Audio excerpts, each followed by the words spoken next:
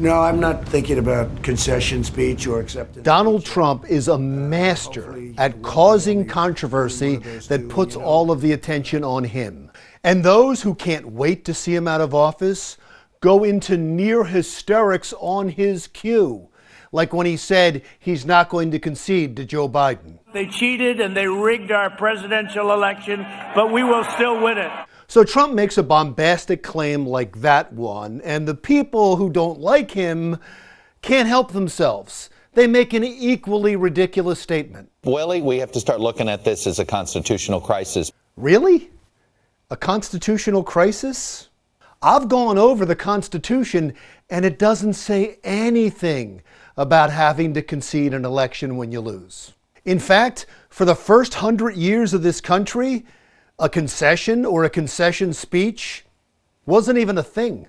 In 1800, our second president, John Adams, became the first president to lose re-election.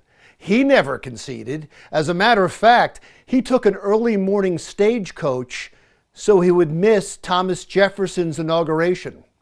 It wasn't until the election of 1896 that a losing candidate decided to concede officially.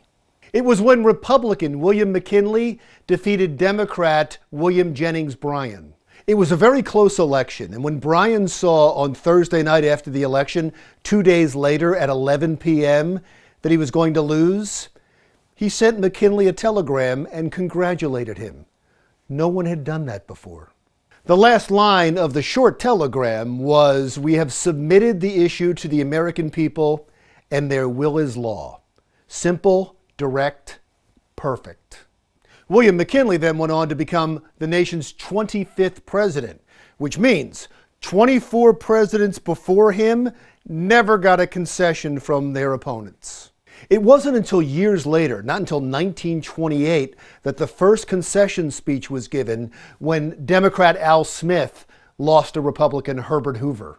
And not every losing presidential candidate concedes directly to the victor. In 1944, Republican Thomas Dewey conceded to Franklin Delano Roosevelt on the radio. That really ticked off Roosevelt, who sent Dewey a sarcastic telegram saying, "Thank you for the concession. I heard it on the radio." But it wasn't until 1968 that Democrat Herbert Hoover called the winner of the election, Richard Nixon, and congratulated him, and then had a televised concession speech. That is a tradition that has been followed faithfully ever since, until Donald Trump. But then again, it's a fairly modern tradition, and it's not required for the transference of power. And Donald Trump has already said he'll leave office when the time is right. So if the Electoral College does elect President-elect Joe Biden, are you not going to leave this building? Just say, certainly I will. Certainly I will. But just like John Adams, I really doubt he's going to the inauguration. Donald Trump is already running for president again. He feeds on this stuff. This is a strategy that's part of the Trump 2024 campaign. He claims he got robbed, Joe Biden is an illegitimate president, and that riles up the passion of his loyal base who now want to avenge him. There is one other election that I think is relevant and I want to bring up here.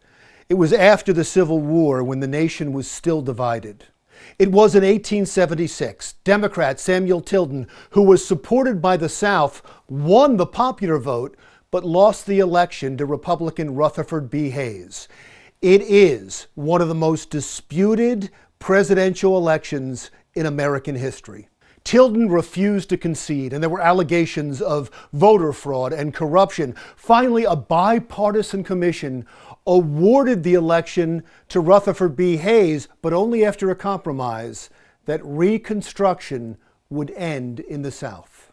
Reconstruction, as you probably know, was a 12-year effort after the Civil War to bring the southern states back into the Republic and to use force, if necessary, to protect the former slaves. Ending Reconstruction as a compromise was a despicable deal, but probably stopped another civil war.